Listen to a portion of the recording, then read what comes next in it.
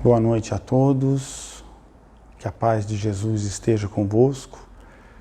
É com muita alegria que hoje vamos falar sobre conhecimentos de Emmanuel através do livro Fonte Viva, no seu capítulo 13, onde o título é Ergamo-nos, levantar-me-ei e irei ter com meu Pai.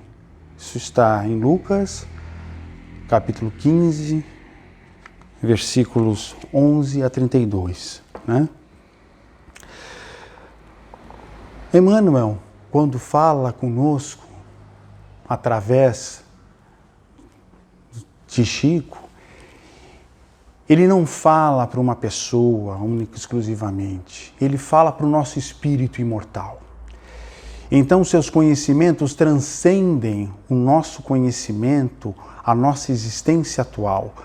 A questão do nosso ambiente, ele é amplificado. E nessa lição não é diferente. Quando Emmanuel fala ergamo-nos, ele faz referência ao filho pródigo. E é uma parábola muito importante. Na questão 627 do Livro dos Espíritos, Kardec, através do Espírito Verdade, nos ensina que todos os ensinos de Jesus são frequentemente alegóricos, de forma a parábolas, e ele falava de acordo com a época e com os lugares. Então, para quem não conhece essa parábola, ela é uma parábola de uma certa maneira inusitada para os valores da época, Então, Jesus dizia para o povo da terra: um certo homem tinha 2 filhos, e o mais moço pediu a eles a sua parte na herança. Poucos dias depois, esse filho mais moço, partiu para uma terra distante. E havendo gastado tudo o que recebera, ele começa a padecer de fome. E nessa terra distante há uma grande fome generalizada. E ele pede um emprego para alguém, pois precisava trabalhar, precisava se alimentar. E o emprego que foi recebido foi para apacentar porcos, E neste momento, ele, mesmo trabalhando, ele padece de fome e caindo em si, percebe que os trabalhadores de seu pai se fartavam com pães. Não havia falta de absolutamente nada para os trabalhadores de seu pai. Então, neste momento, caindo em si, ele resolve retornar à casa paterna e pedir perdão a seu pai. E pedir perdão e indo além, de maneira muito humilde, sabendo que cometeu uma falta grave, pedir para ser aceito como um mero servo, um mero trabalhador. Então, ele levanta-se e vai ter com seu pai. E quando seu pai o vê chegando, aproximando da aldeia, sai ao seu encontro, apressado, correndo, encontra-o e beija-o na face várias vezes, o que mostra para todos na aldeia que houve uma reconciliação, que seu pai perdoara seu filho, E aí o filho diz para o seu pai: pai, pequei contra o Senhor, perante o céu e perante a ti, e venho me apresentar para servi-lo como um empregado.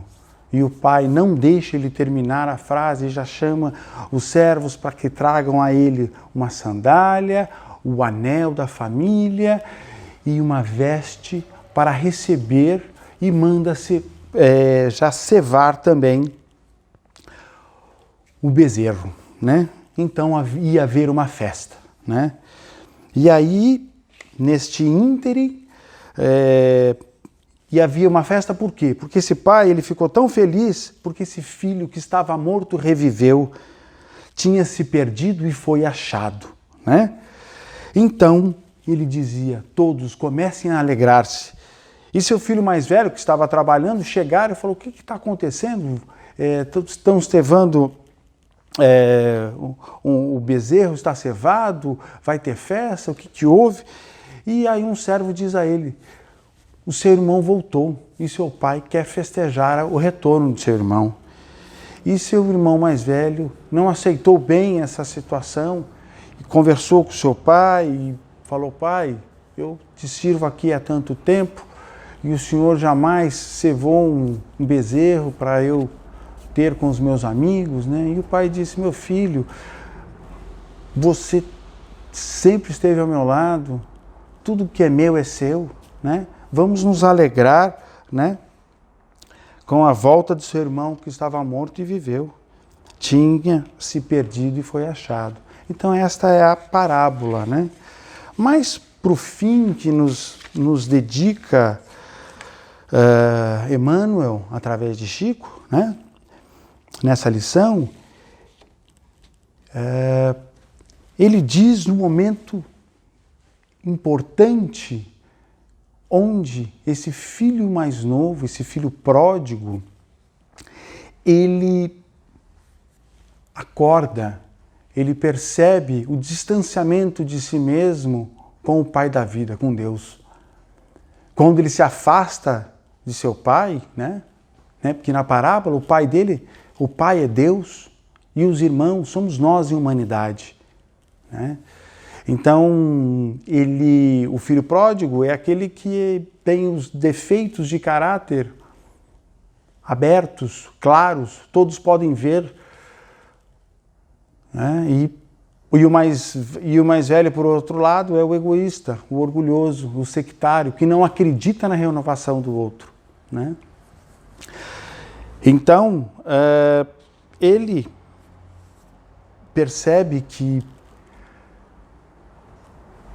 tem que voltar, por quê? Porque ele dissipou seus bens dissolutamente, ele gastou seus bens, ele viveu materialmente e mesmo assim havia um grande vazio no seu interior, e existia um grande vazio no seu íntimo. E aí, quando ele percebe isso, ele percebe que ele desperdiçou tempo, a oportunidade de estar com o pai, a oportunidade de estar bem com a família, a oportunidade do trabalho digno. E somos todos nós assim, muitas vezes nos afastamos de nós mesmos. Então o momento de cair em si é um momento anterior ao nos erguermos. Em primeiro lugar, nós precisamos nos encontrar, nos entender e ouvir os nossos anseios anteriores. Ouvindo os nossos anseios anteriores, nós saberemos se estamos ou não no caminho da divindade, no caminho ao encontro do Pai. Sendo espíritos imortais, nós temos a certeza de que nós estaremos em aperfeiçoamento constante. E por que não começarmos agora, né? É claro, somos indivíduos, cada um de nós tem o seu tempo, tem a sua forma de agir, né? E é por isso que todos nós temos o livre-arbítrio que foi dado por Deus. Lembrando que ninguém sabe mais do que ninguém, mas Deus, que é o Pai da vida, Ele olha através dos nossos olhos, Ele enxerga os nossos sentimentos através de nosso coração. E mesmo Ele jamais interfere no nosso livre-arbítrio. Obviamente fica triste quando erramos, mas fica enormemente feliz quando retornamos ao caminho do amor, ao caminho do crescimento, ao caminho do trabalho edificante. E este filho pródigo fez o mesmo. Ele retoma a si, percebe o erro que estava cometendo, que estava dissipando a sua vida inutilmente, para retornar ao Pai da vida, para retornar ao seu caminho espiritual, que era voltar para sua casa, com a sua família, com seu pai, com seu irmão, né? Com o trabalho digno, correto, sério. Né? Então, quando ele passa fome na parábola, na verdade essa fome diz respeito à fome espiritual, a este grande vazio.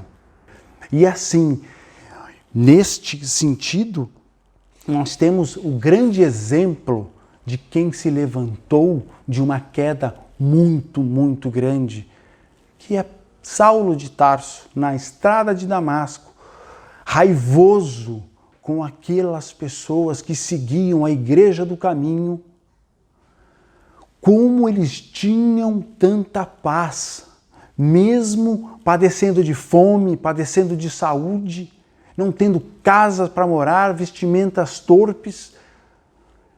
Mesmo assim, eles tinham uma paz. Que Saulo de Tarso, senhor da lei, inteligente, forte, boa aparência, super articulado, e ele não tinha. E foi na estrada de Damasco que ele encontra, que Jesus pergunta para ele: Saulo, por que me persegues? Por que me persegues? Foi aí que ele entendeu que ele estava no caminho errado, e aquela grande dor interna que ele sentia era porque ele estava no caminho errado. É claro que é um exemplo enorme de um retorno ao caminho, pois ele foi, se não o maior, um dos maiores divulgadores da doutrina, né? Da nova doutrina, do caminho, né? Um cristianismo puro, da fraternidade, do amor, né? Escreveu as grandes cartas, né? Então a gente não precisa ir muito longe, a gente precisa lembrar que esse filho pródigo, ele estava vivendo uma vida superficial. E ele buscava simplesmente desejos imediatos. Né? Então, o cair em si de Emmanuel, que nós devemos nos levantar e sair para um trabalho edificante. Né? No livro Boa Nova, no capítulo 4, Jesus fala para Zebedeu: levanta-te, Zebedeu, porque os filhos de Deus devem viver de pé para o bom combate. Né? Então, ergamo-nos, acordemos e rumemos ao caminho do bem e do amor. Que assim seja, graças a Deus.